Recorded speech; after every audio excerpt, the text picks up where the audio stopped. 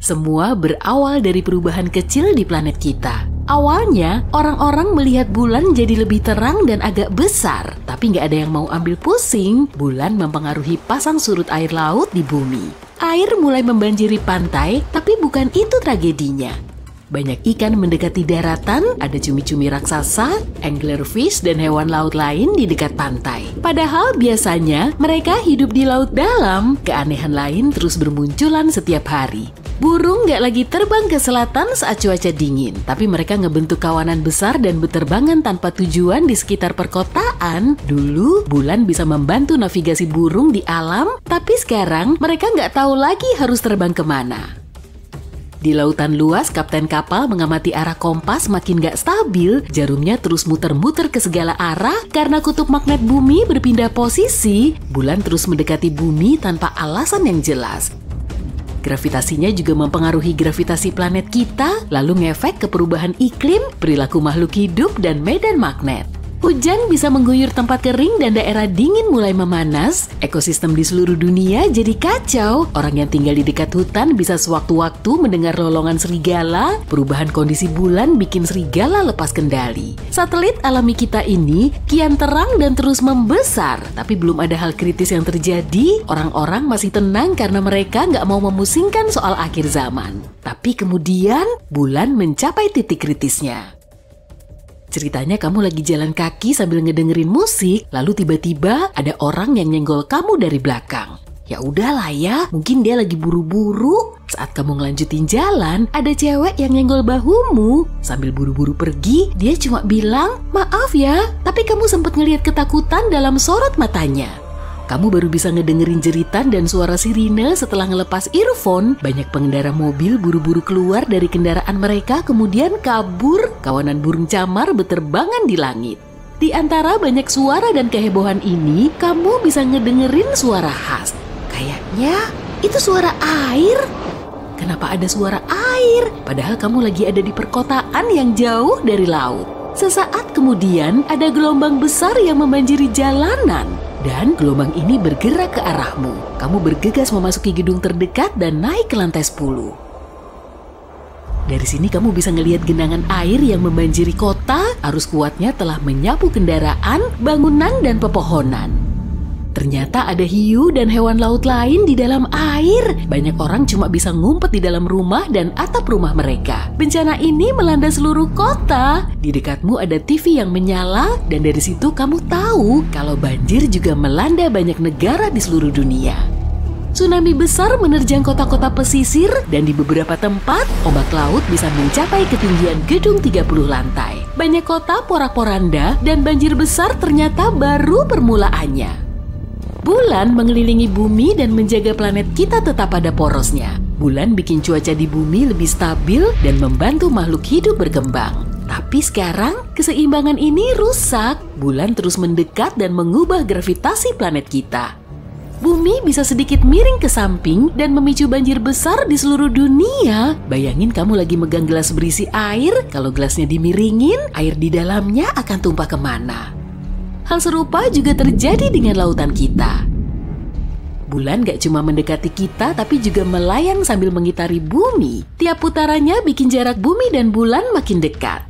Hal ini menyebabkan bencana alam di berbagai tempat. Pergerakan air sangat fluktuatif. Semua air ini kemudian mengalir lagi ke jalanan dan ke pantai. Air laut akan datang lagi ke perkotaan saat sore hari. Waduh, kayaknya petang udah muncul tuh. Langit semakin gelap, padahal saat itu baru pukul 3 sore. Bulan mengubah kecepatan rotasi bumi dan bikin siang hari kita berjalan lebih cepat. Bulan menutupi hampir seluruh langit dan menerangi planet kita. Dari bawah kamu bisa ngelihat kawah bulan yang sangat besar. Objek ini masih bisa kamu lihat saat matahari bersinar karena jaraknya sangat dekat. Di beberapa tempat bulan juga menghalangi sinar matahari. Setelah air surut, banyak orang mulai keluar rumah, tiba-tiba gempa mengguncang. Jalanan kelihatan retak-retak dan banyak rumah rusak parah. Di jalanan juga ada tanah longsor, lempeng tektonik di seluruh dunia bergeser. Bayangin ada 2 bola magnet yang saling mendekat, salah satu bola itu adalah bulan dan satu lagi inti bumi. Menurutmu ada apa aja sih di atas inti bumi ini? ada kerak bumi setebal ratusan ribu kilometer, semuanya terus bergerak. Retakan berbahaya terus bermunculan di seluruh penjuru dunia. Gunung tertinggi di bumi runtuh dan berubah menjadi tumpukan batu. Dasar laut retak dan memuntahkan magma dari bawah tanah. Gunung berapi kembali aktif dan mulai ngeluarin magma. Awan abu vulkanik memenuhi seisi langit, bikin bulan dan matahari nggak kelihatan jelas. Tapi hal yang paling menakutkan masih belum terjadi. Nantinya akan ada tabrakan dahsyat. Bulan melayang-layang sambil mengelilingi bumi seperti bola di kaca bundar dengan lubang di tengahnya. Gaya ini menggerakkan awan ke seluruh bumi. Sesaat setelah ada badai petir, salju mulai turun, lalu malam pun tiba dan guyuran hujan membasahi bumi. Tetesan airnya mengandung lumpur dan abu vulkanik. Manusia menjadi sulit bernapas tanpa bantuan masker gas. Tekanan udara terus berubah, sejumlah orang mengalami migrain parah dan sebagian lainnya mengalami nyeri sendi. Tapi mereka nggak terlalu memusingkan soal kesehatan. Manusia perlu nyari cara agar bisa lolos dari tabrakan. Tatanan gravitasi baru akan terbentuk saat bulan menabrak bumi. Daratan akan berubah bentuk, ada yang menyatu menjadi daratan raksasa, dan ada juga yang terbagi menjadi daratan kecil. Energi yang dihasilkan dari tabrakan ini bisa ngebakar semua oksigen di atmosfer dan bikin bumi kita nggak layak huni. Berlindung di bawah tanah juga nggak bisa, karena gempa bumi berasal dari dalam sana kan? Lalu, manusia mulai memanfaatkan waktu berharga mereka bersama keluarga dan orang terkasih. Bulan terus mendekat, posisinya saat ini cuma sejauh stasiun luar angkasa internasional. Seluruh langit tertutup oleh bulan, banyak kota tersapu oleh ombak. Tsunami yang tingginya berkilo-kilometer memusnahkan daratan dan jutaan ton magma menggempur lautan. Miliaran liter air menguap begitu aja, uap air naik ke udara, bercampur dengan abu dan mendera bumi dalam bentuk awan kumulus raksasa. Kamu mulai menerima kenyataan bahwa bumi dalam kehancuran total. Tapi bulan kita ngeliatin keanehannya lagi. Di permukaannya ada retakan raksasa. Dan perlahan, sekitar 8 miliar penduduk bumi mendapati berita mengerikan yang sama dalam satu hari. Seseorang melihatnya di TV. Yang lain mendengarnya lewat HP saat scrolling media sosial atau mendengarkan musik. Beberapa melihat kabar ini dalam mimpi saat tidur. Seseorang memberi kabar dalam semua bahasa untuk memastikan semua orang memahaminya. Aku punya kabar baik dan buruk untuk kalian. Mari mulai dari berita buruk. Kalian semua adalah karakter dalam video YouTube dan bulan planet kalian akan terbelah dua. Bagi para penonton, ini akan menjadi cerita hipotetis. Tapi untukmu, peristiwa ini akan menjadi kenyataan. Kabar baiknya, aku cuma bercanda. Tidak ada kabar baik. Tapi jangan khawatir, kiamat takkan dimulai di planet kalian. Mungkin cuma terasa sedikit. Semoga hari kalian indah. Awalnya seluruh penduduk panik. Lalu beberapa hari kemudian semua orang kembali tenang. Mungkin itu cuma halusinasi massal dan bulan akan baik-baik saja? Rupanya ilmuwan telah menemukan sumber bahayanya. Sebuah meteorit kolosal terbang ke arah kita dari kedalaman angkasa luar yang jauh. Meteorit ini super cepat dan lumayan pipih, tapi punya tepi tajam. Untungnya, meteorit ini cuma akan melewati bumi dalam jarak beberapa ribu kilometer. Tapi bulan tak seberuntung bumi. Meteorit itu terbang ke satu-satunya satelit alami bumi kita, tepat di tengahnya. Jadi, meteorit ini akan menembus bulan, melewati planet kita, dan terbang ke angkasa yang jauh lagi. Saat ini terjadi, semua orang tak bisa berpaling dari bulan. Meteorit itu memotongnya sempurna menjadi dua.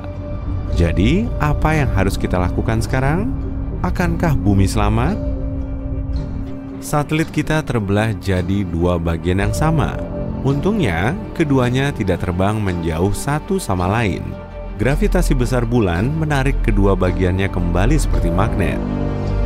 Ilmuwan yakin kedua bagian itu akan terhubung lagi dalam 2 miliar tahun dan bulan akan pulih seperti dulu. Tapi hal paling keren adalah kita tak akan merasakan perubahan apapun. Semua orang di seluruh dunia merayakan kabar baik ini. Suara itu salah. Tapi kemudian masalah lain muncul. Meteorit besar berbentuk sepatu terbang dari angkasa luar terdalam menuju kita, memasuki tata surya. dan mendekati bumi dengan kecepatan tinggi. Sepatu luar angkasa itu menabrak setengah bagian bulan dan kemudian terbang menjauh. Sekarang, bulan dipastikan terbelah menjadi 2 bagian. Bagian sisanya tetap di tempat yang sama, sementara yang kedua terbang ke arah kita. Hujan meteor kecil dimulai di bumi karena pecahan bulan yang jatuh, tapi dampaknya tidak terlalu buruk. Sebagian besar bebatuan ini terbakar di atmosfer. Tapi hampir seluruh bagian yang terbelah terpecah di sekitar orbit planet kita dan membentuk sabuk batu. Sekarang, bumi seperti Saturnus.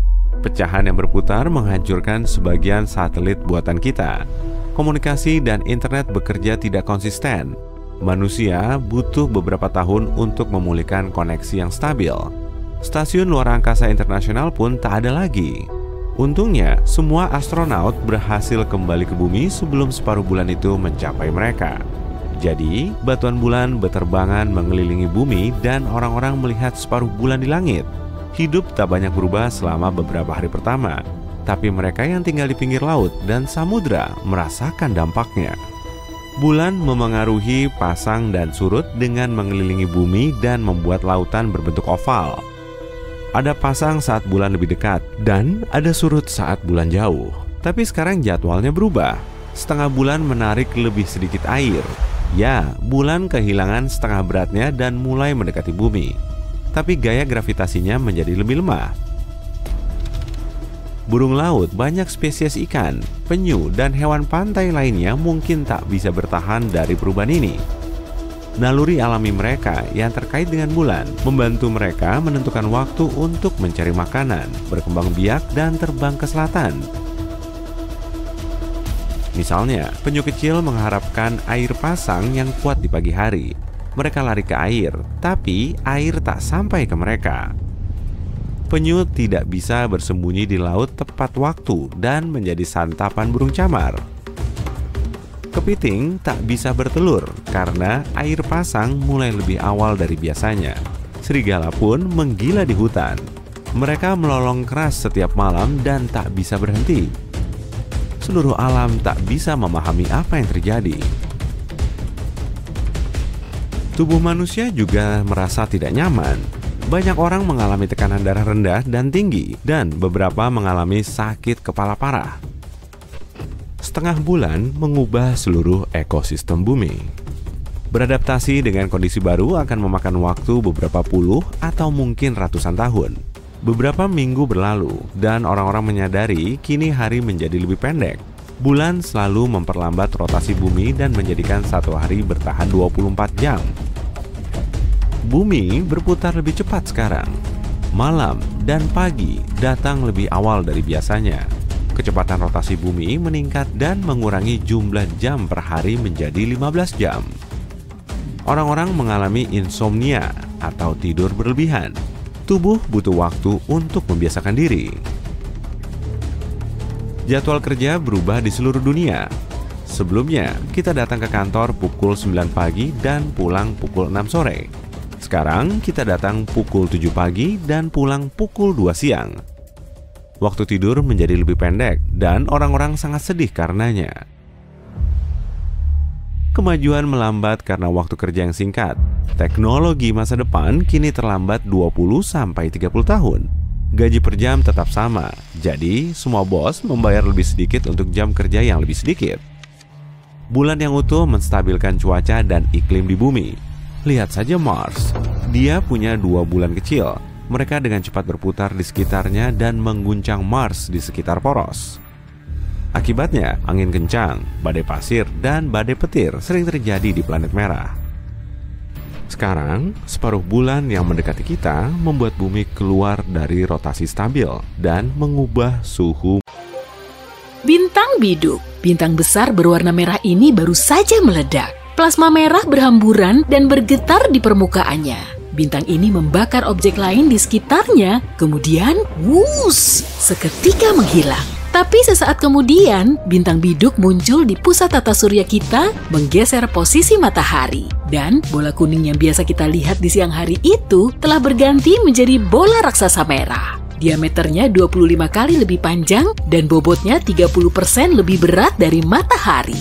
Suhu bintang biduk memang lebih dingin dari matahari, tapi karakteristiknya bikin kita merinding. Jarak antara bumi dengan bintang ini 25 kali lebih dekat dari sebelumnya. Semua air di laut dan sungai mulai menguap, area yang dulunya jadi hutan hujan tropis seketika berganti rupa menjadi gurun gersang.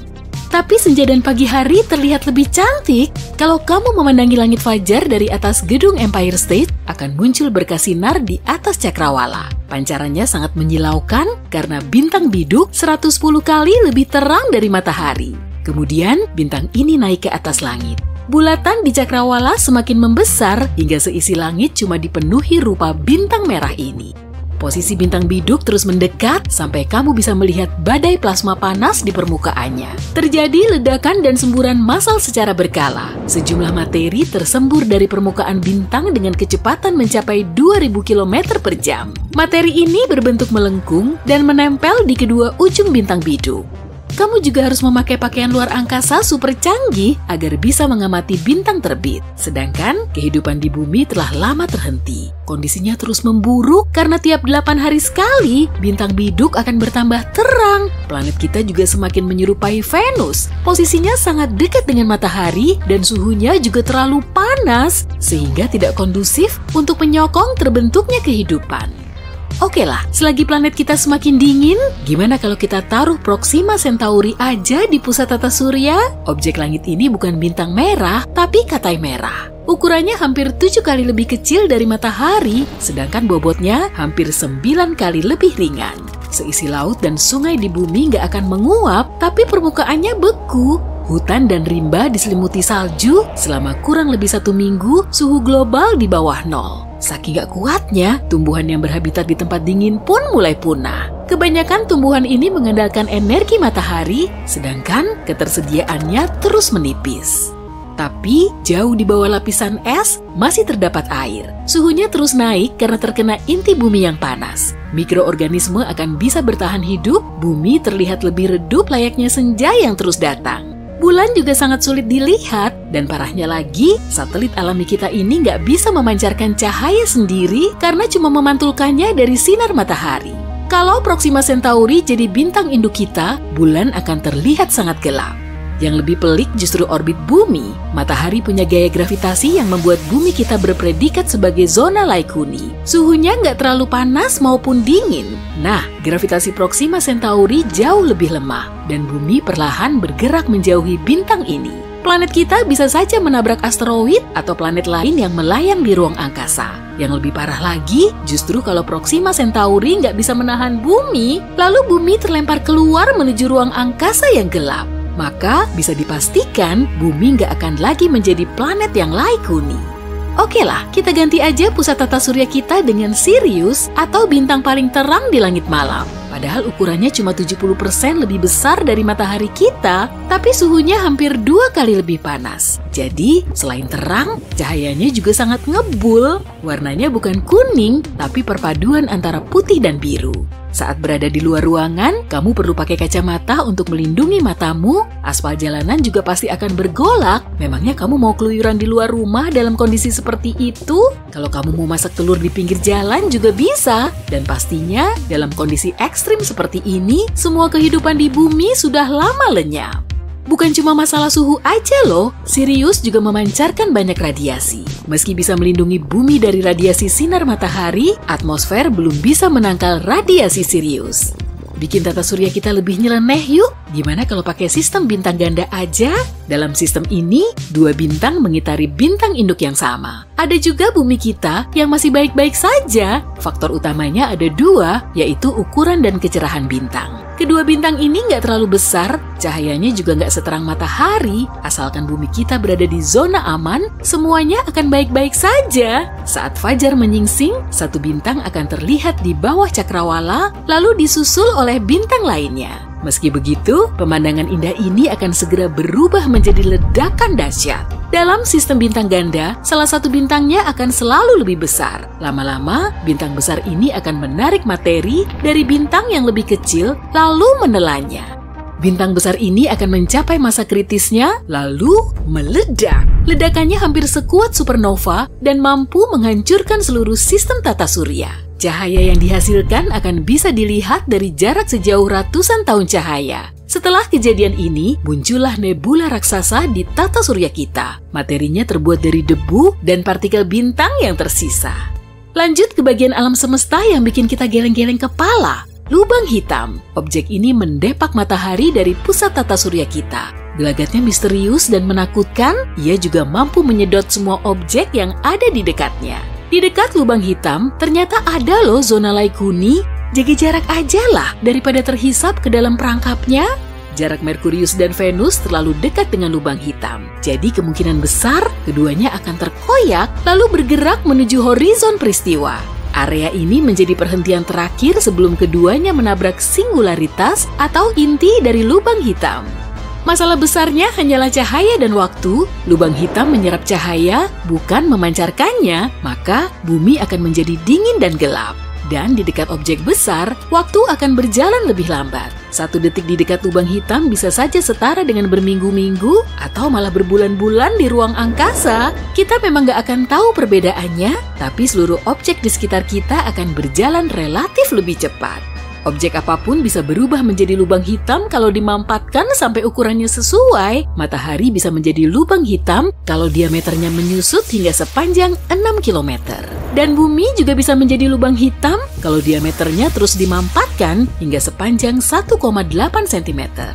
Wah, pusat tata surya kita sudah ditempati oleh batu angkasa kecil, bintang neutron, diameternya sekitar 30 km. Sebagian meteorit pun lebih besar dari bintang neutron, tapi massa bintang ini seberat matahari, jadi gaya gravitasinya hampir sama dan orbit bumi tetap. Namun begitu, bintang neutron memancarkan sinar yang hampir tidak bisa dilihat. Akibatnya, bumi diselimuti malam permanen. Tetap aja sih, suhunya terus memanas. Saat bintang neutron terbentuk, suhunya bisa berkali-kali lipat lebih panas dari matahari. Tapi seketika menjadi dingin hingga suhu normal. Jadi kemungkinan seluruh kehidupan di bumi nggak akan ngebul. Selain itu, bintang kecil ini berputar sangat cepat dan bisa berubah menjadi pulsar atau objek yang bersinar terang di kedua sisi bintang tersebut. Bintang neutron juga memancarkan radiasi pada kecepatan tinggi. Cahaya ini akan membuat planet kita benar-benar steril. Dalam kondisi ini, semua bentuk kehidupan nggak bisa bertahan. Beralih ke bintang terbesar yang pernah ada, Stephenson 218. Bintang merah ini 2150 kali lebih besar dari matahari. Dan kalau kita menaruhnya di pusat tata surya kita, tepinya akan berada di orbit Saturnus. Maka Merkurius, Venus, Bumi, Mars, dan Jupiter sudah tertelan oleh bintang raksasa ini. Saturnus, Uranus, dan Neptunus terpanggang dalam api seperti kacang panggang, kemudian akan langsung menguap. Hal ini juga bisa terjadi pada matahari kita, makin tua umurnya, makin merah dan besar pula penampilannya. Kemudian, bahan bakarnya atau hidrogennya akan habis. Matahari mulai membakar unsur intinya yang lebih berat, akibatnya matahari mengembang, lalu kita akan bisa menyaksikan pemandangan matahari terbit dan terbenam yang lebih indah. Tapi suhunya sangat tinggi. Menurut teori, matahari akan membesar dan menelan bumi, kemudian akan meledak dalam supernova tanpa menyisakan materi apapun. Cuaca sedang sangat panas di daerah tropis, cuaca yang tidak pernah dialami oleh para awak kapal Nina, Pinta, dan Santa Maria yang dipimpin oleh penjelajah Italia Christopher Columbus. Sudah berbulan-bulan mereka meninggalkan kota asal mereka di Eropa. Dan sampai saat itu, hanya Eropa yang mereka ketahui. Mereka diberi tugas yang sulit dan bahkan berbahaya. Spanyol mempekerjakan Columbus untuk menemukan rute barat baru ke Asia. Mereka membutuhkan rute baru untuk berdagang dan membeli rempah-rempah, namun itu bukanlah pekerjaan yang mudah. Tentu saja menyeberangi lautan tidak pernah menjadi pekerjaan yang mudah. Dan para pelaut itu tidak tahu bahwa hidup mereka akan berubah selamanya. Daratan di depan mata. Pasti ada yang berteriak seperti itu di atas kapal. Namun ketika akhirnya menginjakan kaki di daratan asing yang baru itu, mereka baru menyadari bahwa mereka tidak berada di Asia, mereka telah mendarat di benua Amerika. Kamu mungkin sudah pernah mendengar kisah ini. Menurut sejarah, Columbus tiba di Amerika pada tahun 1492. Namun, apa yang akan terjadi jika kapal Columbus menghadapi badai mematikan di Samudra Atlantik dan tidak pernah sampai ke tanah baru? Akan seperti apakah sejarah hari ini? Oke, pertama-tama tidak ada yang menemukan apapun. Kalau kita bilang bahwa benua Amerika ditemukan, kita mengabaikan jutaan orang yang sudah tinggal di sana. Benua Amerika ditemukan hanya dari sudut pandang Eropa. Columbus bisa dibilang telah menemukan sesuatu jika ketika dia sampai di sana, dia dihadapkan pada berhektar-hektar tanah kosong, namun bukan seperti itu kenyataannya. Kedua, Columbus bukanlah penjelajah pertama yang mendarat di Amerika.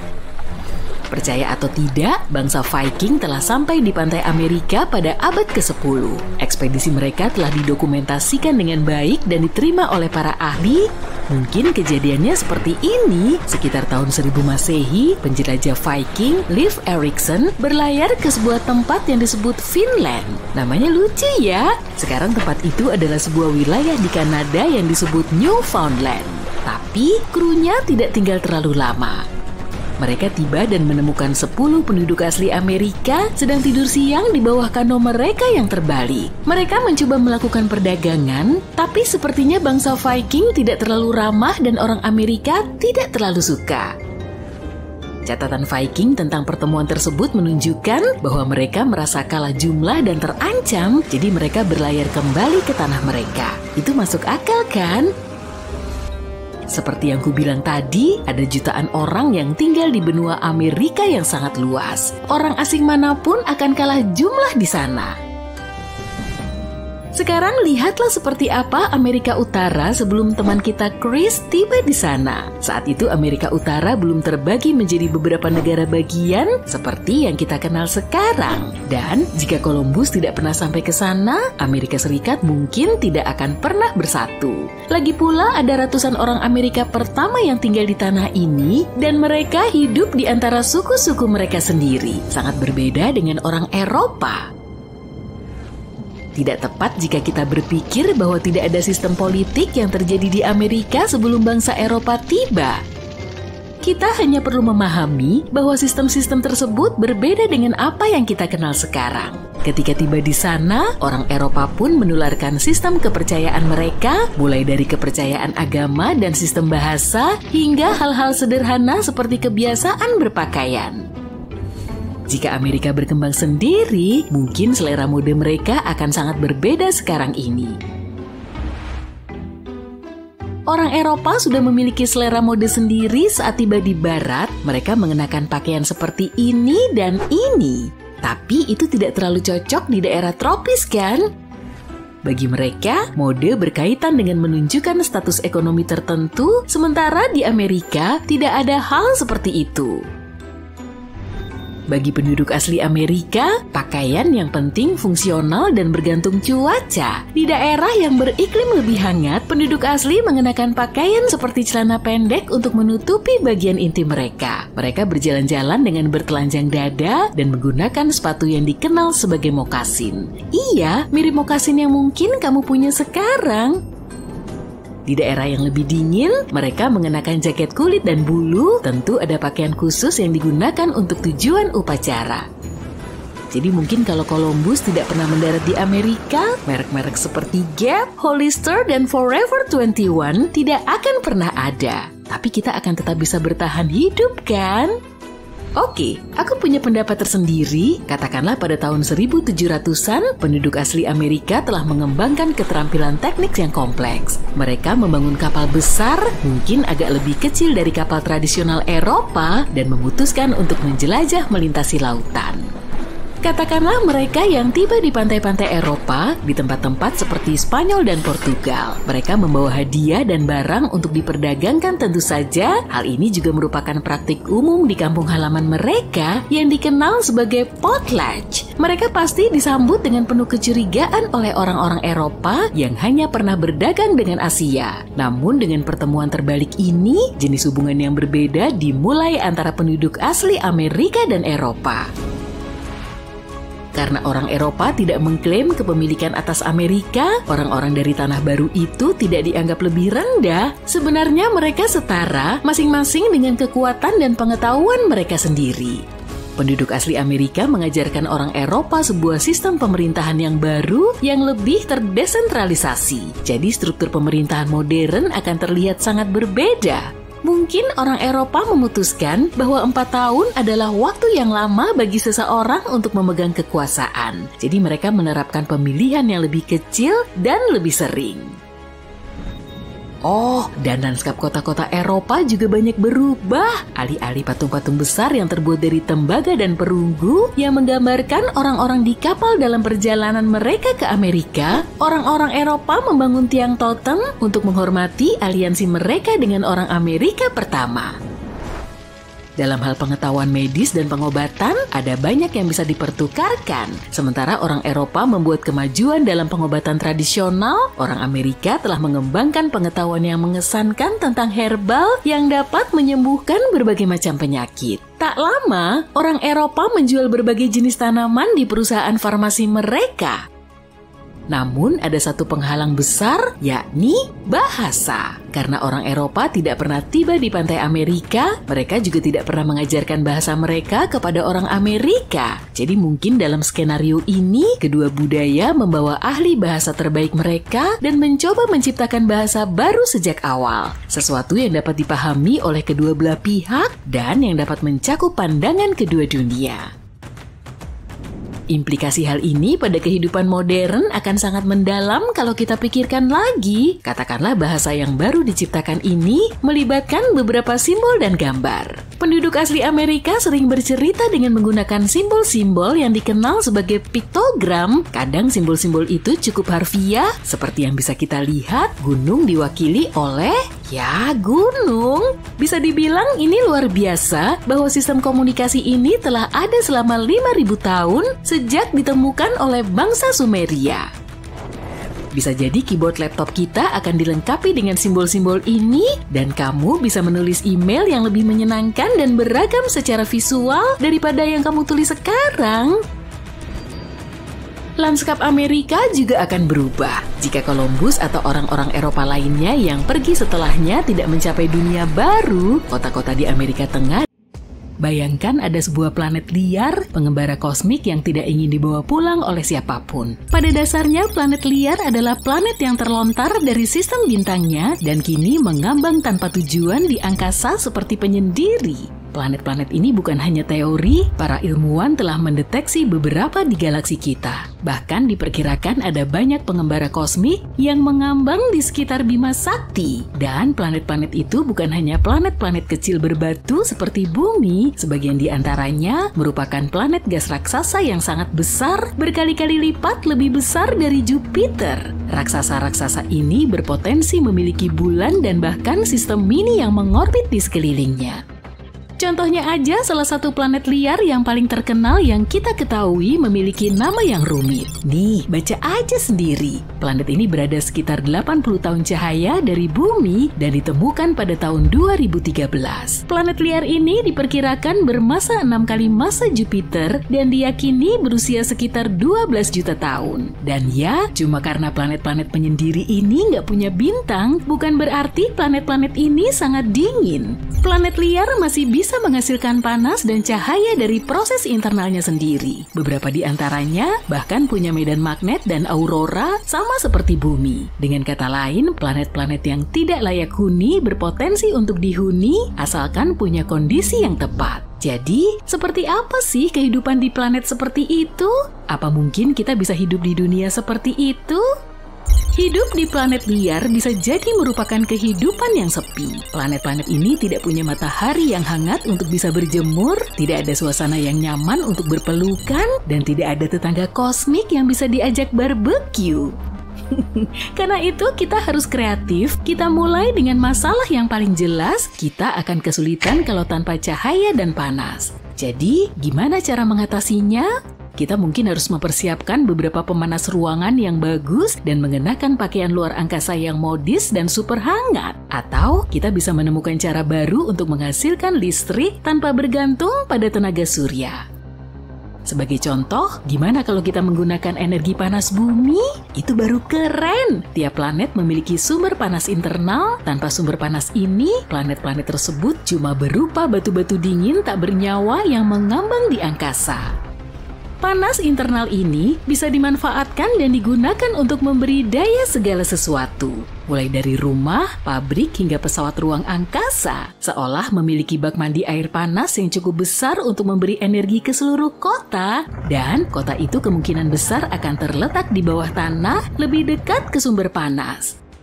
Sementara untuk cahaya, kita mungkin harus membuat beberapa senter yang sangat terang. Atau bahkan mungkin kita belajar merekayasa genetika beberapa organisme berpendar untuk menerangi rumah kita.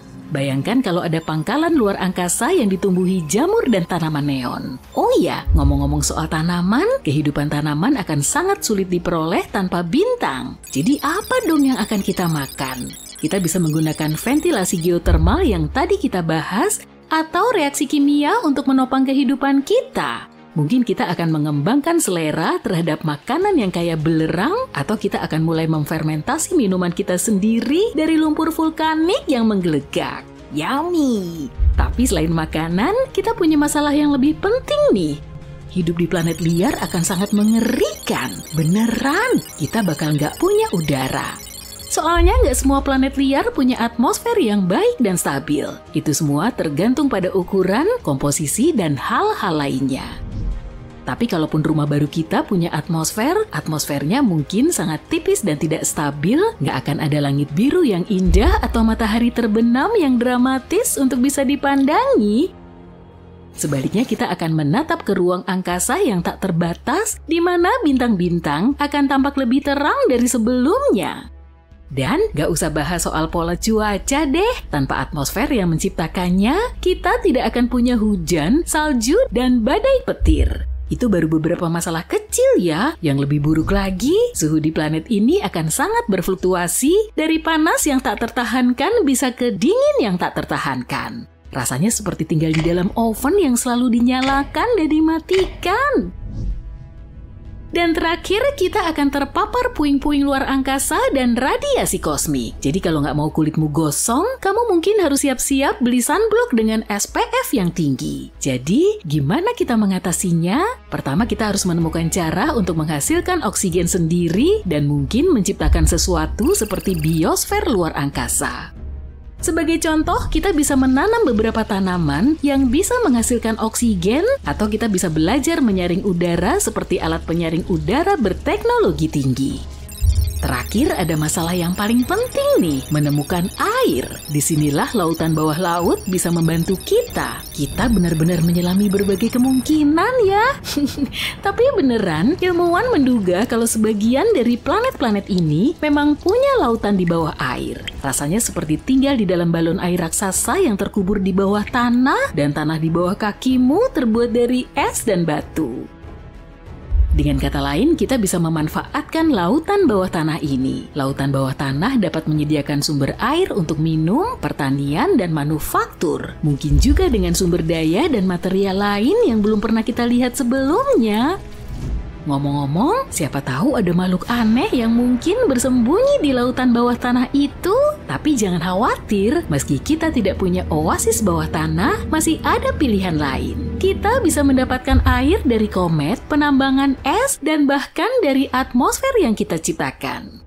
Terakhir, kita perlu mencari dan menambang sumber daya untuk membangun rumah serta membangun hal-hal lain. Planet liar mungkin nggak punya sumber daya yang sama dengan planet yang mengitari bintang.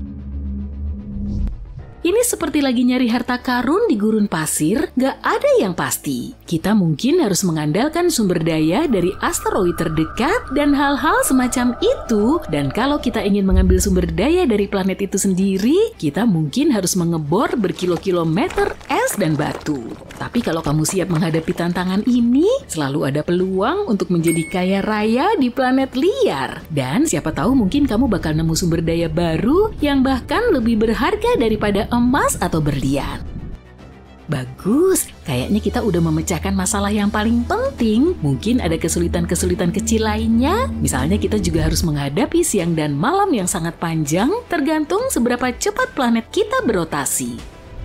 kita juga nggak akan punya siklus siang malam yang normal dan teratur. Rotasi planet kita bisa sangat tidak terduga. Mungkin kita akan mengalami malam yang sangat panjang selama berminggu-minggu, diikuti dengan siang yang panjang selama berminggu-minggu yang bisa mengacaukan jadwal tidur kita. Kita mungkin harus membuat kopi yang sangat kuat supaya bisa bertahan melewati malam-malam yang panjang dan gelap. Tapi secara hipotesis, kita bisa beradaptasi dengan semua hal ini dan mengatasi semua tantangan.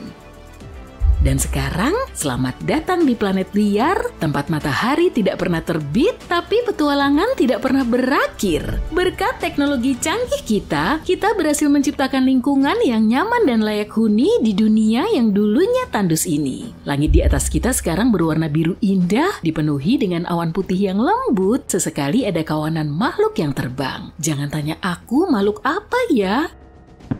Saat kita keluar dari habitat bawah tanah, kita akan disambut oleh dunia yang penuh dengan kejutan. Tumbuhan dan hewan aneh telah beradaptasi dengan kondisi unik planet ini. Beberapa di antaranya memiliki fitur bioluminescent yang bersinar dalam gelap. Hati-hati ya kalau kamu mau berenang di lautan bawah tanah. Mungkin saja di sana ada makhluk-makhluk aneh yang ingin memangsa. Ya. Yap, ada es di segala penjuru. Sejauh mata memandang, hamparan putih menutupi pintu masuk gua tempat kamu dan sekelompok penghuni tinggal. Semua orang mengelilingi api unggun sambil mencoba menghangatkan tubuh dan menceritakan berapa banyak salju yang mereka lihat tempo hari. Yang lain bermain kucing-kucingan, melempar ranting, apapun yang dilakukan orang untuk seru-seruan 300.000 tahun yang lalu.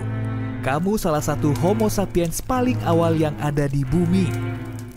Ada juga yang tidur atau sekedar mengistirahatkan mata. Di sekeliling gua, kamu hanya bisa mendengar gemuruh perut seperti hewan liar yang mengintai.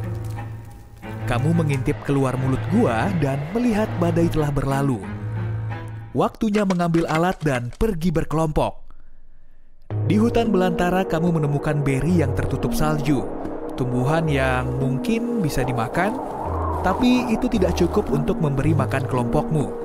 Ini zaman es dan tidak ada banyak tumbuhan. Salah satu temanmu menemukan jejak kaki besar di salju. Perburuan dimulai. Kamu tidak tahu apa itu, tapi itu seharusnya cukup untuk makan semua orang selama beberapa hari. Saat kamu semakin masuk ke hutan yang tertutup salju, kamu mendengar geraman di belakangmu. Kamu berharap itu perutmu, tapi kamu melihat ke belakang dan tiba-tiba pingsan.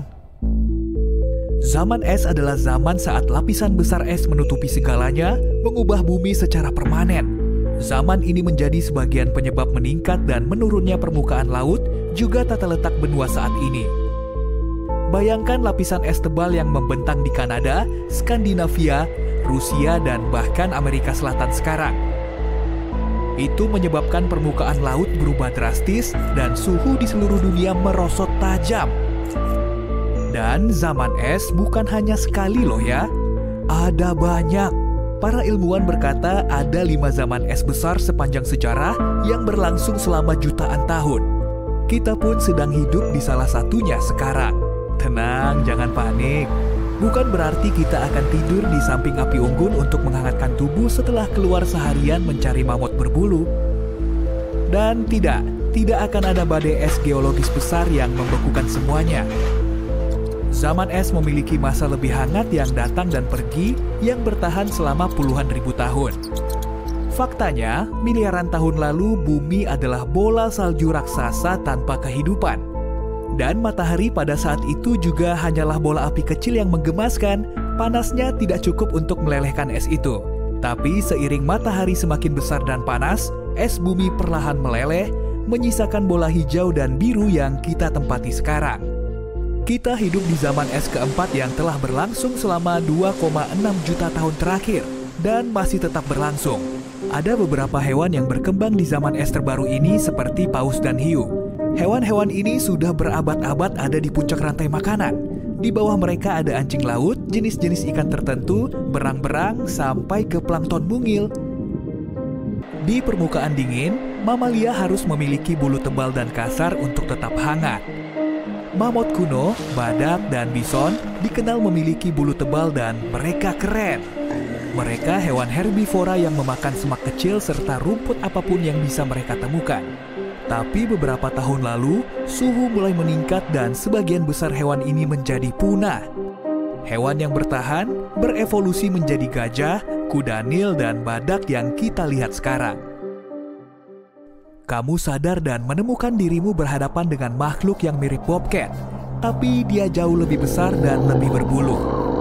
Itu adalah Smilodon, versi besar dari kucing bergigi tajam dengan wajah bengis. Ukurannya hampir sama dengan singa jantan dan punya 2 taring depan yang membuatku berpikir 2 kali sebelum keluar dari gua. Mereka kelihatan menyeramkan, tapi menurut para ilmuwan, gigitan mereka tidak sekuat harimau atau singa sekarang. Yang membuat mereka tangguh adalah kaki depan besar mereka, yang digunakan untuk bergulat dengan siapapun yang membuat mereka marah. Saat berkelompok, mereka bahkan bisa melumpuhkan mamut. Bagaimanapun, kamu tentu tidak mau bangun di samping kucing ini. Dia menatapmu siap untuk menerkam. Tapi kamu dan teman-temanmu tetap tenang dan mundur teratur. Kamu dapat ide untuk melempar batu agar perhatiannya teralihkan. Lalu, kabur. Sekarang ini manusia hampir mustahil mengalahkan kecepatan lari singa atau harimau. Tapi manusia zaman dulu jauh lebih bugar. Begitu terlepas dari bahaya, semua orang lanjut mencari makanan. Hari mulai gelap, tapi kamu belum menemukan apapun untuk dibawa ke gua.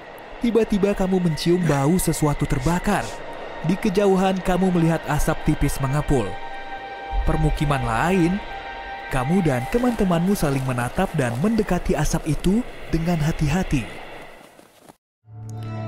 Homo sapiens pertama ada sekitar 200.000 atau 300.000 tahun lalu. Tapi sejarah manusia tidak muncul tiba-tiba. 7 juta tahun lalu, beberapa dari kita memutuskan menyerah. Kita meninggalkan leluhur simpanse kita di hutan dan mulai melakukan aktivitas sendiri. Dan itu tidak terjadi sekali saja.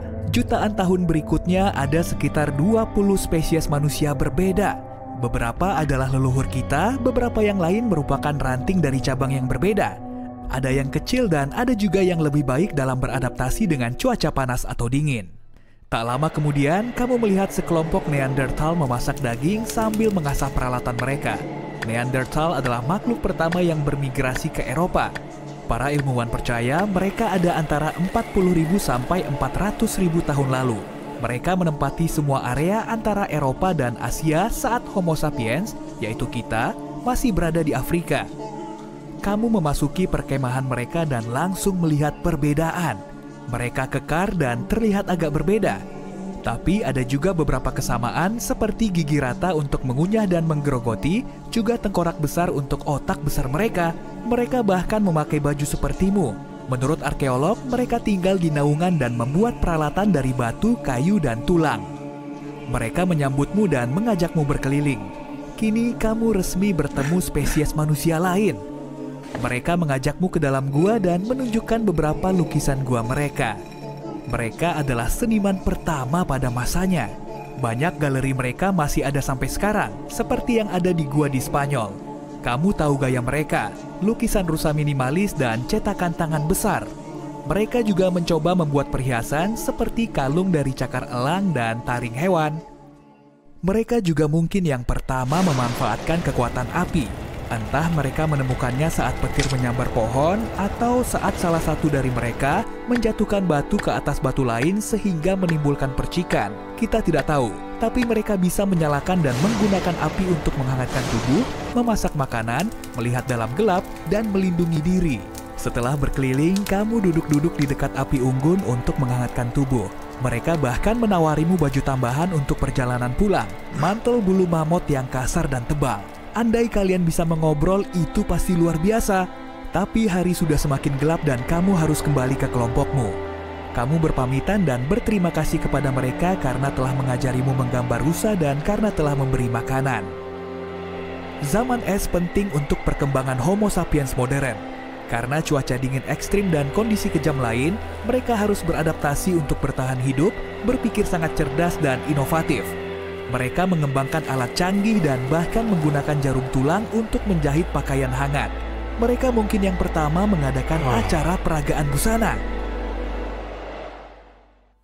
Saat iklim mulai memanas, mereka mengembangkan teknik bertani untuk bertahan hidup dan sebagian besar bermukim di dekat air seperti sungai atau danau, sementara yang lain memilih bermukim di dekat pantai dan laut. Mereka, maksudku kita, bahkan yang pertama mendomestikasi hewan. Lalu, beberapa ratus ribu tahun kemudian, disinilah kita. Tak lama lagi kita mungkin akan mulai membangun banyak hal di bulan. Semua itu karena misi India di bulan baru-baru ini berhasil mendeteksi belerang di dekat kutub selatan bulan. Unsur kimia ini bisa sangat berguna untuk membangun infrastruktur di satelit. Ini adalah pertama kalinya unsur kimia ini ditemukan di satelit alami bumi. Unsur yang dicari-cari ini sebagian besar ditemukan di dekat gunung berapi di bumi. Kemunculannya di bulan memberi banyak informasi tentang sejarah vulkanik satelit dan kondisi atmosfernya di masa lalu. Rover misi mendeteksi elemen kimia ini kurang dari seminggu setelah mendarat sekitar 70 derajat dari kutub selatan bulan pada tanggal 23 Agustus 2023. Pendaratan bersejarah di permukaan bulan ini menjadikan India sebagai negara keempat yang berhasil mendaratkan misi di bulan. Misi ini juga merupakan wahana antariksa pertama yang mendarat sangat dekat dengan kutub selatan satelit kita. Kutub selatan merupakan area yang sangat penting karena diyakini sebagai rumah bagi endapan es air. Jika hal ini benar, misi masa depan mungkin bisa memanennya dan mengubah es air ini menjadi air minum atau bahkan bahan bakar roket. Selama 2 minggu, pendarat ini melakukan pengumpulan data, terutama berfokus pada analisis tanah bulan dan atmosfernya yang sangat tipis. Sementara itu, penjelajah Pragyan yang bertenaga surya memulai pencariannya untuk menemukan air beku di bulan. Adapun pendaratnya mendemonstrasikan prestasi luar biasa lainnya pada tanggal 3 September. Wahana ini menyalakan mesinnya dan mengangkat dirinya sendiri sekitar 41 cm ke udara. Kemudian pesawat ini melakukan lompatan kecil untuk mendarat 30-41 cm dari posisi semula. Sebenarnya ini adalah hal yang sangat penting. Bisa membawa pendarat kembali ke permukaan bulan sangat penting untuk misi-misi di masa depan. Untuk menunjukkan bahwa mereka bisa dengan aman mengembalikan sampel tanah atau bahkan astronot kembali ke bumi setelah misi di bulan. Pada bulan September, wahana antariksa India ini dimasukkan ke mode tidur. Malam bulan yang berlangsung selama 14 hari semakin dekat, dan wahana antariksa ini tidak dirancang untuk mengumpulkan data ilmiah selama periode waktu tersebut. Sejauh ini kita sudah mengetahui beberapa temuan utama dari misi ini. Salah satunya terkait dengan pengukuran temperatur lapisan atas bulan pada kedalaman yang berbeda. Yang menarik, permukaan satelit di wilayah itu ternyata lebih panas dari yang diperkirakan. Sebelumnya, suhu di permukaannya diperkirakan hanya berkisar antara 20-30 derajat Celcius. Tapi ternyata suhunya sekitar 70 derajat Celcius, jauh lebih panas dari yang seharusnya. Penemuan lainnya menunjukkan adanya beberapa elemen kimia termasuk oksigen. Selain itu, data yang diterima dari wahana antariksa tersebut mengonfirmasi keberadaan aluminium, kalsium, besi, titanium, silikon, dan elemen kimia lainnya di permukaan bulan yang dekat dengan kutub selatan. Wahana ini juga menggunakan instrumen khusus yang dirancang untuk mengukur gempa dan gemuruh di bawah permukaan bulan agar mendeteksi aktivitas seismik. Hal ini membawa kita kembali pada belerang yang terdeteksi berkat spektroskop penjelajah. Para ilmuwan saat ini sedang berusaha mencari tahu apakah unsur ini terbentuk di permukaan secara alamiah atau akibat aktivitas vulkanik atau hantaman meteor.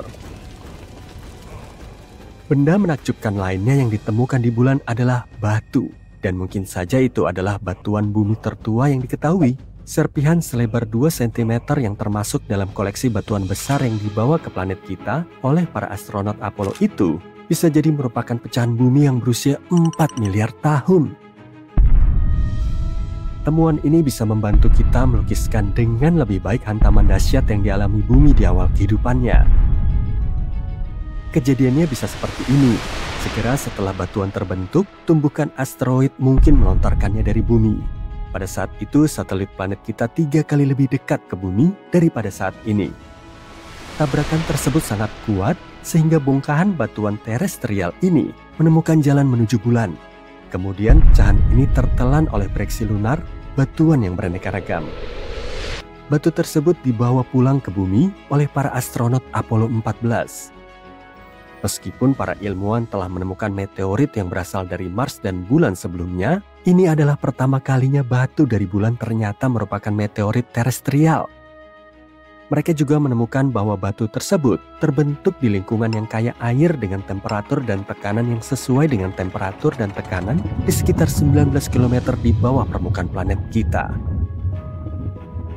Pada tahun 2019, misi Chang'e 4 milik Tiongkok berhasil mencetak sejarah dengan mendarat di sisi jauh bulan. Wahana penjelajah misi ini membantu para peneliti memvisualisasikan struktur yang tersembunyi jauh di bawah permukaan satelit, mengungkap miliaran tahun sejarah bulan. Wahana Yutu 2 berhasil menemukan hal ini dengan bantuan Lunar Penetrating Radar. Wahana ini memotret jauh ke dalam permukaan bulan dan mendengarkan gema suara yang memantul dari struktur yang tersembunyi di bawah permukaan bulan. Ternyata struktur-struktur tersebut berada di kedalaman hampir 305 meter. Penelitian ini menunjukkan bahwa 40 meter pertama di bawah permukaan terdiri dari lapisan debu, tanah, dan bebatuan. Instrumen juga menemukan kawah tersembunyi yang pasti terbentuk setelah sebuah objek besar menabrak permukaan bulan. Dahulu kala, lava purba kemungkinan besar mengalir jauh di bawah tanah. Para peneliti percaya bahwa pecahan batuan di sekitar formasi tersebut mungkin merupakan puing-puing yang dihasilkan oleh tumbukan. Mereka juga menemukan bahwa lapisan batuan vulkanik semakin tipis jika semakin dekat ke permukaan. Variasi ketebalan aliran lava seperti itu bisa berarti penurunan jumlah dan besarnya letusan dari waktu ke waktu. Jadi aktivitas vulkanik bulan berangsur-angsur berkurang sejak pembentukan bulan sekitar 4,5 miliar tahun lalu. Di sisi jauh bulan, terdapat salah satu kawah tumbukan terbesar dan tertua di tata surya, yaitu cekungan kutub selatan Aitken. Sayangnya dari bumi, kita hanya bisa melihat tepi luarnya saja yang tampak seperti rangkaian pegunungan besar. Cekungan ini merupakan lekukan raksasa sedalam 13 km, berdiameter lebih dari 2.414 km dan menutupi seperempat permukaan bulan. Para astronom yakin kalau kawah ini terbentuk saat asteroid bertabrakan dengan bulan sekitar 4 miliar tahun lalu. Dan sekarang lihatlah bongkahan logam raksasa seukuran 4 negara bagian Connecticut ini. Mengenai beratnya dalam satuan kilogram, cukup dikatakan bahwa angka tersebut mengandung 18 angka 0. Massa misterius ini tersembunyi sekitar 290 km di bawah permukaan bulan di suatu tempat di tengah-tengah cekungan kutub selatan Aitken. Hal ini ditemukan ketika GRAIL, singkatan dari misi Gravity Recovery and Interior Laboratory NASA, mengumpulkan data tentang satelit alami kita. Ketika memeriksa informasi ini, para ilmuwan melihat bahwa di satu tempat di permukaan bulan ada perubahan gravitasi yang aneh. Setelah meneliti fenomena ini, mereka menyimpulkan bahwa ada sesuatu yang misterius yang membebani lantai cekungan di sana. Sejauh ini para peneliti belum menemukan asal-usul benjolan aneh itu, tapi ada beberapa teori. Salah satunya menyatakan bahwa temuan itu adalah bongkahan oksida padat yang muncul ketika bulan baru saja terbentuk. Saat itu, satelit ini masih diselimuti oleh lautan magma purba, dan bongkahan tersebut bisa jadi terbentuk pada tahap akhir pendinginan. Namun sebagian besar ilmuwan mendukung teori lain yang menyatakan bahwa massa yang membingungkan itu merupakan bagian dari asteroid raksasa yang pernah menciptakan cekungan kutub selatan Aitken. Karena benda itu terbuat dari logam, kemungkinan besar benda itu adalah inti asteroid yang terbuat dari besi dan nikel. Mungkin ada labirin tabung lava di bulan. Belum lama ini, para astronom menerima hasil pemotretan topografi bawah tanah dan menemukan gua besar di bawah permukaan satelit bumi itu. Gua itu bisa jadi merupakan hasil dari aktivitas vulkanik bulan yang terjadi lebih dari 3 miliar tahun lalu. Aliran lava mengeras, menciptakan kerak yang tebal dan keras di bagian luar. Tapi di dalam, lava terus mengalir, melelehkan batuan dan menciptakan terowongan dan gua. Sejumlah lubang kecil di